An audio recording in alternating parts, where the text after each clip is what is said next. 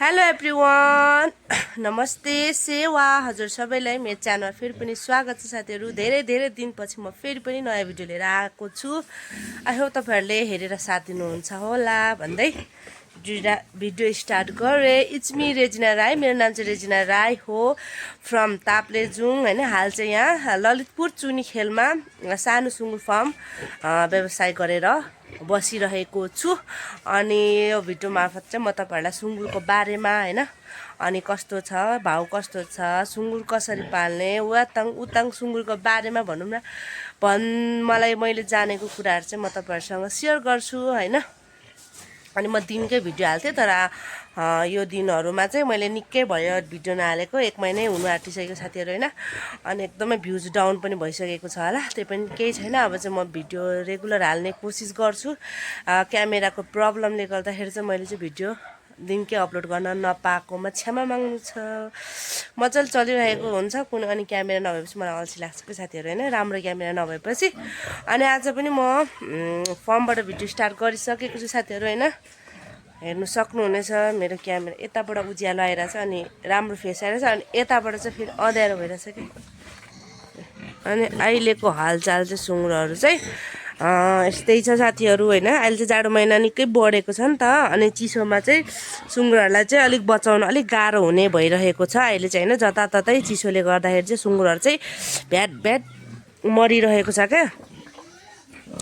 चिसोमा यस्तो हुन्छ, सुँगुरलाई चाहिँ जे होस् तातोमा पनि एकदमै गर्मी हुँदाखेरि पनि नहुने रहेछ। जे भनौँ न, जेलाई पनि क्या, अब जनावरहरू भयो होइन, जनावर भयो भन्दा पनि अब यस्तो हामीले पालेको जुन जनावरहरू हुन्छ नि, आफूले पालेको जनावरहरू चाहिँ धेरै पालिएको फर्मै खोलेर बस्ने जनावरलाई चाहिँ गर्मी धेरै पनि नहुने रहेछ साथीहरू होइन। अनि जाडो धेरै पनि नहुने रहेछ क्या। अब यो बाहिर फाल्तु पालेको यो फाल्तु पालेको यो अब सुँगुरहरू गाउँतिर त्यसै एउटा दुइटा पालेको त केही हुँदैन होइन, अब यसो काटी खाने पालेको। तर अब हामीले फर्मै खोलेको अनि यसो के भन्छ व्यवसाय नै गरेर बसेको चाहिँ धेरै गर्मीमा पनि नहुने, मर्ने होइन, बिरामी हुने, अनि धेरै जाडोमा पनि नहुने रहेछ क्या। अरू भन्दा कुखुराहरू पनि त्यस्तै क्या, धेरै पाल्यो एउटा दुइटा पाल्यो बाँचिदिने, जति गर्मीमा पनि जति उमा धेरै पाल्यो कि भ्याट मर्ने क्या। त्यस्तै भएर अहिले चाहिँ सुँगुर मेरो चाहिँ मरेको छैन साथीहरू, तर हाम्रो वरिपरि फार्मतिर चाहिँ पुरा मरिरहेको छ क्या। जाडोले नै हो, तर सबैजनाले रोग हो भन्छ होइन। अब रोग होइन भन्नु पनि सबैजना एउटै खोरको, अब एउटा आज मर्छ फेरि भोलि मर्छ, सरुवा रोग जस्तै मरिरहेको छ। रोग होइन भनौँ पनि भ्याट मरिरहेको छ क्या साथीहरू होइन। अनि जाडोले अरूले कसलाई हुन्छ, निकै जाडो छ नि त अहिले त। चिसोमा फेरि हाम्रो काठमाडौँतिर चाहिँ एकदमै चिसोमा एकदम चिसो हुने क्या। गर्मीमा त्यति साह्रो गर्मी नहुँदाखेरि चिसोमा चाहिँ एकदमै धेरै चिसो हुने, त्यही भएर क्या। अनि यतापट्टि चाहिँ मेरो दिदीको खोरहरू हो, दिदीको पनि यो लाइन चाहिँ सबै लगाइसक्नु भएको छ। मैले अस्ति पनि भनेको थिएँ, अब 1-2 महिनापछि चाहिँ हाम्रो ट्याप्पै सुँगुर हुन्छ भनेको थिएँ। अनि यता दिदीको पनि ट्याप्पै सुँगुर छ, यता मेरो पनि ट्याप्पै छ भन्दाखेरि यो खोर चाहिँ हिजो मात्रै बनाइसक्नु भयो होइन। ट्याकटुक आज बनाइन्छ, अब भोलि या भरे यहाँ पनि सुँगुर ल्याइहाल्छौँ हामी, पाठाहरू सारिहाल्ने भनेको। माथि पाठाहरूलाई पनि सानो खोर भएर एकदमै चिसो भइरहेछ क्या। अनि दिदीहरूको चाहिँ यो कटिङको सुँगुर हो होइन, यो सबभन्दा खोरको कटिङको सुँगुरहरू, ठुल्ठुलो सुँगुरहरू चाहिँ यही हो। अनि मेरो सुँगुरहरू यही हो। चिसोले गर्दाखेरि एकदमै धेरै अहिले चिसोमा चाहिँ नबढ्ने हुन्छ क्या। जति नै राम्रो स्याहारे पनि सुँगुरहरू चाहिँ बढ्दैन चिसोमा होइन। चिसोमा चाहिँ सुँगुरहरू किन बढ्दैन भन्छ होला, चिसोमा सुँगुरहरू बढ्नु चाहिँ बढ्छ, तर हामीले चाहिँ बढेको जस्तो उनी नहुने क्या। गर्मीमा जस्तो मजाले चाहिँ बढ्दैन है चिसोमा चाहिँ साथीहरू सुँगुरहरू। तपाईँहरूले पनि वास्ता गर्नुभयो होला, चिसोमा चाहिँ जे पनि त्यही हुने। सागसब्जी पनि हामी रोप्छौँ नि त, अनि सागसब्जी पनि त्यति छिटो बढ्दैन होइन। 1 महिना हुने सागसब्जी त्यो 1.5 महिना लाग्ने, कुनै 2 महिना लाग्छ क्या। अनि जेमा पनि त्यस्तै हुने रहेछ क्या। अनि सुँगुरहरू पनि चिसोमा चाहिँ नबढ्ने, जत्रोको तत्रै, अझ दाना राम्रो पुगेन भने त झन् साह्रो किच्री जाने हुँदो रहेछ क्या जाडो महिनामा चाहिँ क्या। अनि त्यस्तो हुने। अनि त्यस्तो हुन्छ साथीहरू जाडो महिनामा चाहिँ होइन। त्यसैले जाडो महिनामा चाहिँ एकदमै स्याहार सुसार गर्नुपर्छ क्या। त्यसैले सुँगुरहरूलाई चाहिँ नबढ्नु त ठिकै छ होइन, अब त्यो बढ्नु उसकै उले बढिहाल्छ, तर नमरोस् होइन। नमर्नुको लागि चाहिँ मजाले स्याहार सुसार गर्नुपर्छ। अब यिनीहरूलाई एकदमै चिसो पनि त हुन्छ नि साथीहरू होइन।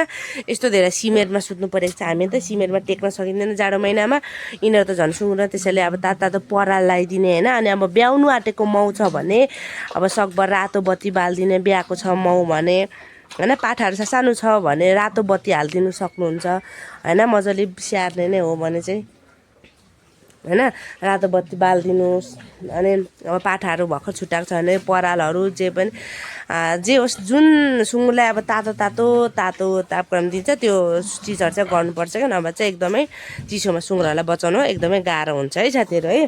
त्यसैले जाडोमा चाहिँ सुँगुरहरू नबढ्नुको कारण चाहिँ त्यो है। एक चाहिँ मजाले स्याहार्नु भएन होइन, दाना पनि चिसो दिनुभयो होइन, दाना थोरै दिनुभयो, दाना चिसो दिनुभयो भने चाहिँ सुँगुर नबढेको ठाउँमा अझ धेरै बढ्दैन क्या। तर अलिक स्याहार्नु भयो भने चाहिँ सुँगुर अलिक बढ्छ है। मजाले तातो दाना दिने होइन। अनि अलिक यिनीहरूले खाने जति दाना दिने बाकुलो तातो होइन, त्यसरी दियो भने अनि यिनीहरू सुत्ने ठाउँ पनि राम्रो फुको राखिदिनु भयो भने चाहिँ अलिक बढ्छ सुँगुर। नभए चाहिँ चिसोमा चाहिँ हेलचेक्रे गऱ्यो भने सुँगुर बढ्दैन पनि, अलि मर्ने पनि धेरै सम्भावना हुन्छ है चिसोमा चाहिँ साथीहरू है।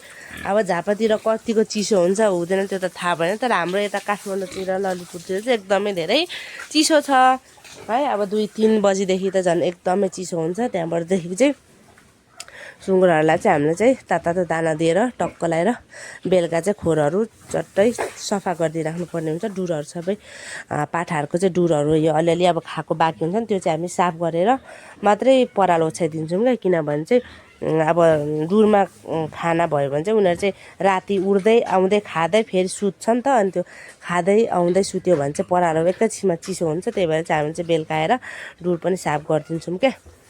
अनि त्यही हो साथीहरू होइन। जाडो महिनामा चाहिँ अलिक सुँगुरलाई मान्छेलाई जत्तिकै स्याहार सुसार गर्नुपर्छ। जेलाई पनि अब जे पनि होइन, जाडो महिनामा चाहिँ हामी चाहिँ त्यतिको स्याहार्छौँ सुँगुरलाई है। खोरसफा दिनकै गरिदिनुपर्छ। दिनकै पानीले पनि होइन, एक दिन पानीले गर्ने, अर्को दिन गुगु मात्रै उठाइदिने हो त्यसरी सफा गर्छौँ। अनि त्यसरी नै सुँगुरहरूलाई हामी स्याहार सुसार गरिरहेको छौँ साथीहरू है। अनि त्यही हो है। तपाईँहरूले चाहिँ कसरी स्याहार सुसार गरिरहनु भएको छ त होइन। अनि साथीहरू अर्को कुरा, हाम्रोतिर चाहिँ एकदमै चिसो छ है। बिहान र बेलुका त एकदम धेरै चिसो छ क्या। चिसोमा चाहिँ एकदमै धेरै सुँगुरहरू बचाउन अलिक गाह्रै हुने क्या। अनि यो सुँगुर चाहिँ क्वारेन्टाइनमा छ है। यो सुँगुर चाहिँ दिदीहरूको दाना नखाएर धकधकी लागेर यिनीहरूलाई चाहिँ क्वारेन्टाइनमा राखेको छ क्या। एक्लै छ नि यत्रो ठुलो खोरमा क्या।